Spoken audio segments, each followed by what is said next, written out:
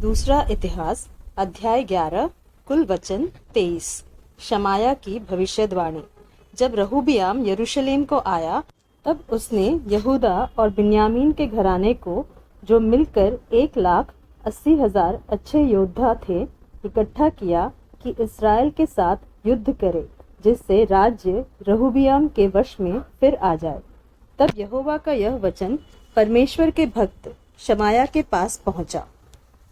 यहूदा के राजा सुलेमान के पुत्र रहोबियाम से और यहूदा और बिन्यामीन के सब इस्राएलियों से कह, यहोवा यों कहता है कि अपने भाइयों पर चढ़ाई करके युद्ध न करो, तुम अपने अपने घर लौट जाओ, क्योंकि यह बात मेरी ही ओर से हुई है। यहोवा के ये वचन मानकर ये यारोबाम पर बिना चढ़ाई किए लौट गए। रहोबियाम का नगरों को दृढ़ करना।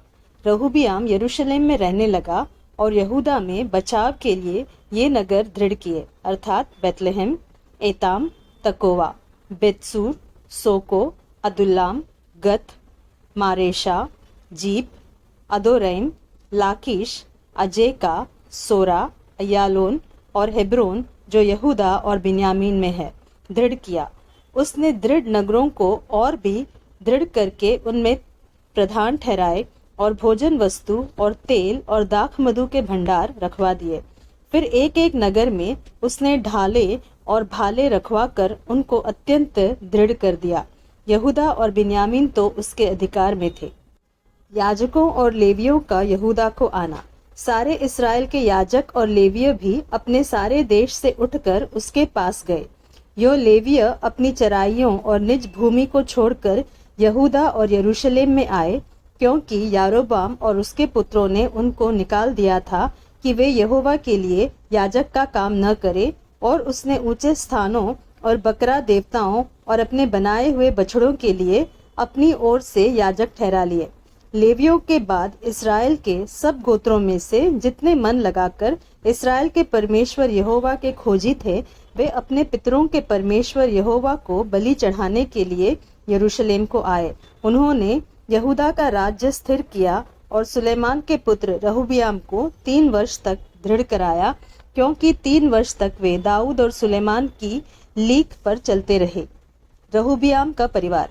रहोबियाम ने एक स्त्री से विवाह कर लिया, अर्थात महलत से, जिसका पिता दाऊद का पुत्र यरीमोत और माता इशै के पुत्र एलियाब की बेटी अबीहैल थी। उससे यूश, शमरिया और जाहम नामक पुत्र उत्पन्न हुए।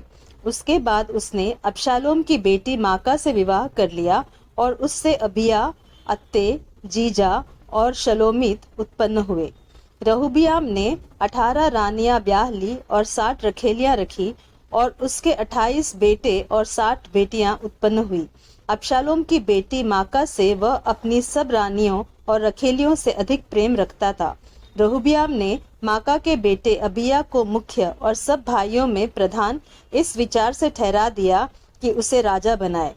उसने समझ बूझकर काम किया और उसने अपने सब पुत्रों को अलग अलग करके यहूदा और बिन्यामीन के सब देशों के सब गढ़ वाले नगरों में ठहरा दिया और उन्हें भोजन वस्तु बहुतायत से दी और उनके लिए बहुत सी स्त्रियां ढूंढी।